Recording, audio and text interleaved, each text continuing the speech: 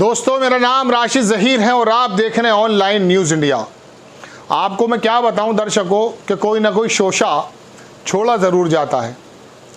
उसकी पोटली में शोषों की कमी नहीं है।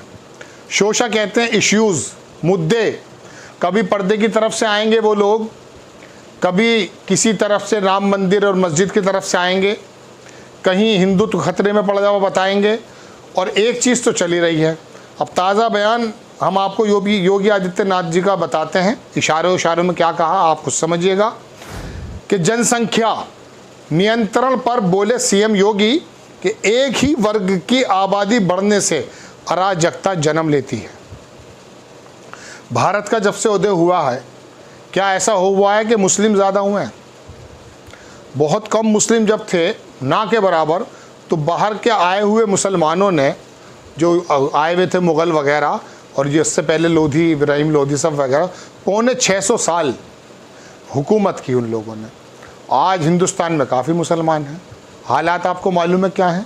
लेकिन यही बात कि एक ही वर्ग की अगर मिसाल के तौर पर आबादी बढ़ जाती है तो उससे अराजकता जन्म लेती है। ये हमारा कहना है योगी आदित्यनाथ जी का। अब वो कौन से वर्ग की लेती है ये तो अंदाज़ा आप खुद करें, लेकिन मैं आपको मुसलमानों के बारे में ज़रूर बताना चाहूँगा कि उनके हालात क्या हैं।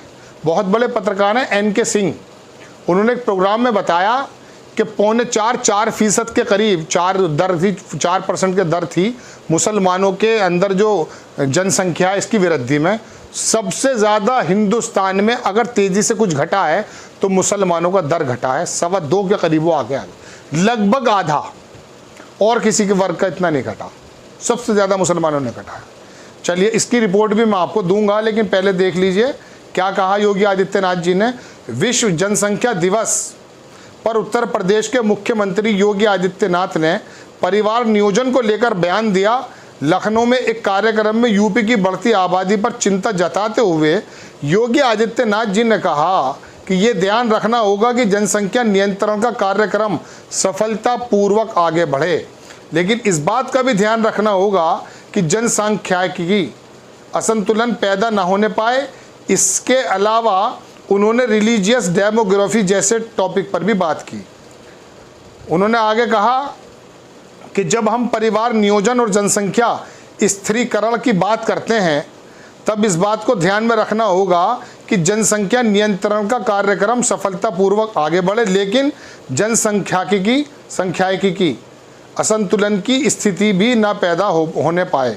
ऐसा ना हो कि किसी वर्ग की आबादी बढ़ने की स्पीड, उनकी प्रतिशत ज़्यादा हो और कुछ जो मूल निवासी हों उनके जनसंख्या स्थिरीकरण में मतलब स्टेबल हो जाएं। हम लोग जागरूकता से माध्यम से, इन्फोर्समेंट के माध्यम से उनको नियंत्रित करके जनसंख्या संतुलित की स्थिति पैदा करें। ये एक ऐसा चिंता का विषय है कि हर एक उस देश के लिए जहाँ पर जनसंख्या संतुलन की स्थिति पैदा होती है। बहरहाल इनका कहना यह है कि हमें ज़रा सा सावधानी से चलना है। किसी एक वर्ग की बढ़ जाए और कुछ लोग जो है अपना आप को बहुत पढ़ा लिखा समझ के कंट्रोल करें। हालांकि भारतीय जनता पार्टी से जुड़े हुए कई सारे नेता साध्वी भी कह चुकी कि 5-5 बच्चे पैदा करो, 10-10 करो, एक को ये बना दो, एक को ये बना दो, एक को ये बना दो। लेकिन एक ख़ास वर्ग के बारे में भी हल्का सा, वो जो हमारे बिहार के मिनिस्टर हैं वो कहते हैं कि साहब इतना विस्फोट हो रहा है जनसंख्या बढ़ रही है किसी एक वर्ग की। चलिए मैं आपको दिखाता हूं कि जुलाई 2021 की नवभारत टाइम्स की रिपोर्ट के मुताबिक अनुमान है कि यूपी की छोड़ दीजिए, मैं आपको दूसरी खबर दिखाता हूं जो TV9 ने इसके अंदर बताया है कि कौन क्या है। देखिए, लिखा है कि क्या जनसंख्या में हिंदुओं को पीछे छोड़ सकते हैं मुसलमान। इसके बारे में बड़े बड़े एक्सपर्ट ने अपनी राय दी है। एक्सपर्ट बोले कि यह संभव नहीं। सुन लीजिए क्यों। अखिल भारतीय संत परिषद की हिमाचल प्रदेश प्रभारी यति सत्यदेवानंद सरस्वती हिंदुओं से भारत को इस्लामिक देश बनने से बचाने के लिए ज़्यादा बच्चा पैदा करने की अपील की है। योगी आदित्यनाथ जी को इनसे भी बता देना चाहिए कि इनका क्या कहना है। जनसांख्यिकी और अन्य विशेषज्ञों का कहना है कि यति सत्यदेवानंद, इनके नाम टिपिकल होते हैं, मैं माफ़ी चाहूँगा, मुझे पढ़ने में दिक्कत होती है। सत्यदेवानंद का ये दावा है कि किसी भी गणितीय मॉडल द्वारा समर्थित नहीं है।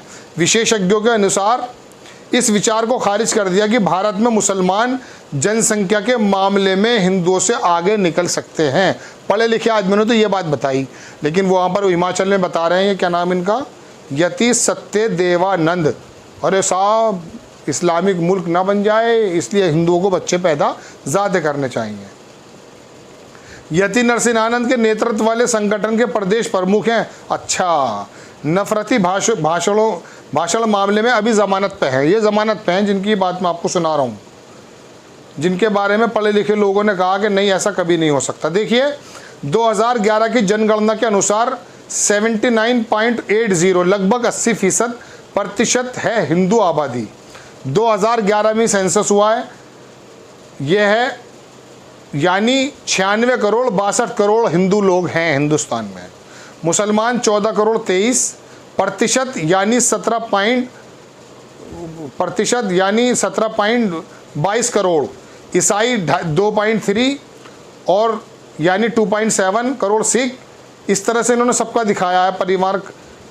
अब ये कह रहे हैं राष्ट्रीय जो परिवार कार्यक्रम की समीक्षा करने वाली राष्ट्रीय समिति के पूर्व अध्यक्ष देवेंद्र कोठारी है इनका नाम। इनकी बात सुन लीजिए ध्यान से, फिर मैं वीडियो ख़त्म कर दूंगा।